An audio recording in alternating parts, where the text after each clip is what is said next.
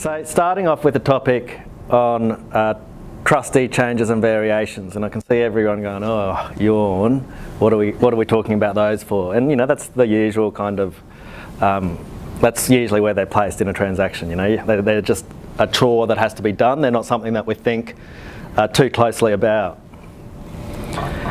So there's a fair few accountants and financial planners in the room.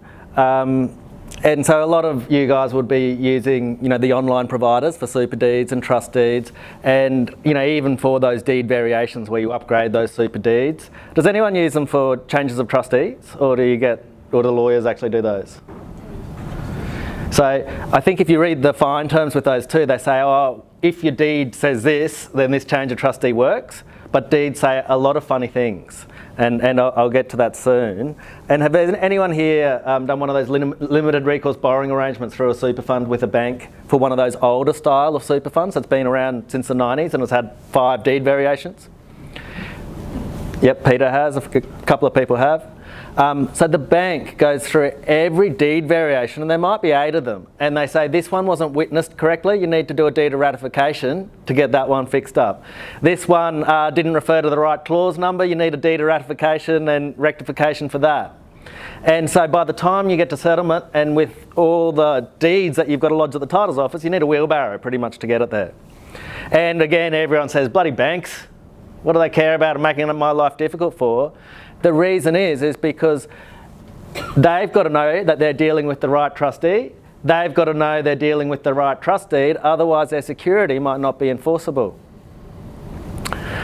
So where does that leave us? Well, when we're talking about in a super context, more and more people I'm talking to now are saying, Kieran, I got my home outside of super, but everything else is inside my self-managed super fund. So you're talking big dollars, and especially with second marriages and those types of things, if you don't know what the trustee is and the trustee's not right, well, it's big stakes at play there. And let's have an example. So in this example, we've got Colin's the sole member of his self-managed super fund, and he's gone against what most of us responsible advisors say in getting a corporate trustee, and he's got his daughter Sonia in there as a co-trustee because the super rules say he has to.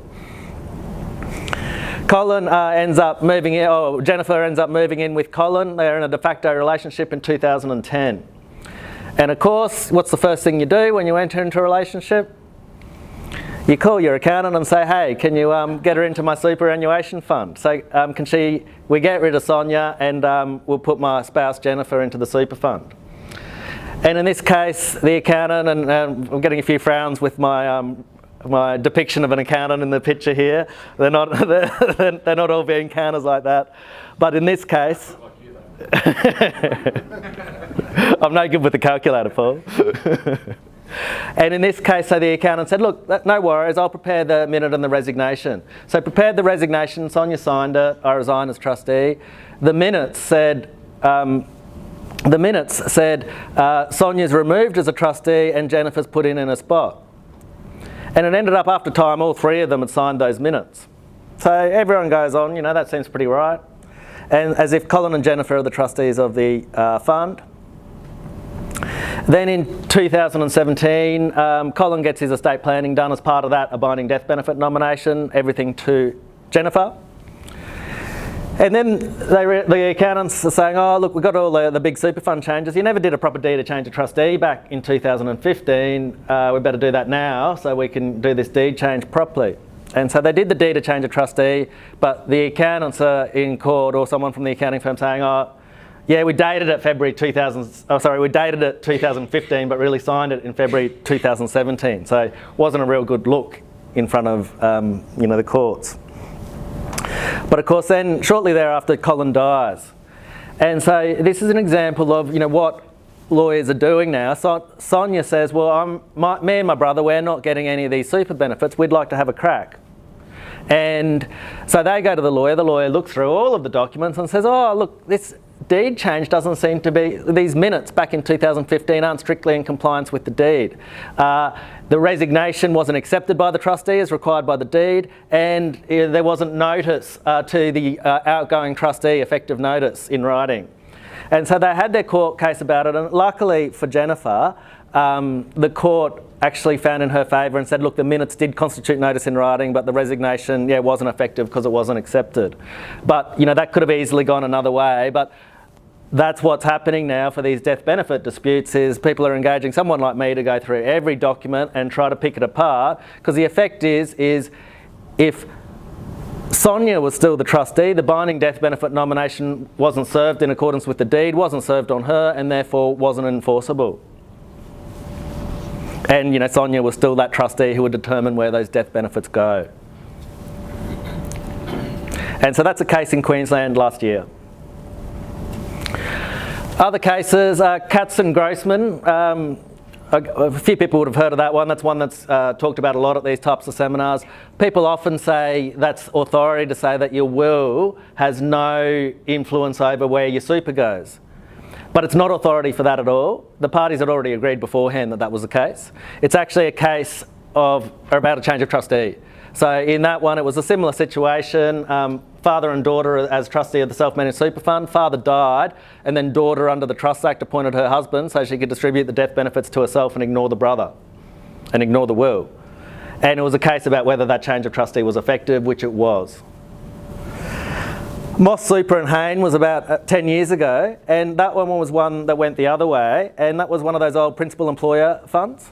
So in this one, you had the business, which was Photography Management Services, operated the PTY Ltd as trustee for the family trust, operated the business, and it was Mr. Moss and his spouse, Miss Hayne, who were the co-directors of that. He received advice or believed that they couldn't both be directors of the super fund that he was the sole member of. That wasn't correct, but that's what he thought, so he caused the trustee to be changed to one where he was the sole director of it. And in this one, they did the resignation of Photography Management Services, and the court found that was effective, but the resolution they did was it was a resolution of the members to remove the trustee, but the deed said no, it had to be that principal employer who removed the trustee, and so it was still Photography Management Services who had that power. The consequence of that, why there was a fight about this, was because it was whether which company was trustee of the super fund was dependent on one had the de facto, Mrs. Hayne, as the sole director, and the other one had her as the co-director with the executor and solicitor. So the death benefits would have been paid differently. So it's just so important to get these things right. Another case there, also about 10 years ago, is where an accountant got into trouble for producing certain types of deeds and recommending deeds online. Some particular facts there though. And so I guess one thing to look at really there is, is if you get a lawyer to do it, even if a lawyer stuffs it up, at least they're insured for it. Accountants, your professional indemnity insurance probably doesn't cover that. And there's some really funny provisions in deeds. We've got Jackie of our office, she goes and does all of these deeds of change of trustee and deeds of variations, and she comes in with some pretty wacky requirements sometimes. That's almost like you've got to pat your head and rub your tummy at the same time. Sometimes the easiest way when they've got those requirements for a change of trustee, we vary the deed to our deed, which is much simpler, and then we do the change of trustee under more sensible provisions. But I saw on LinkedIn, David Bisoli last week said he had a deed across his desk that for the super fund to be wound up, it required the consent of Lizzie, Queen Elizabeth that is, or her descendants. So that would have been a tricky one to comply with.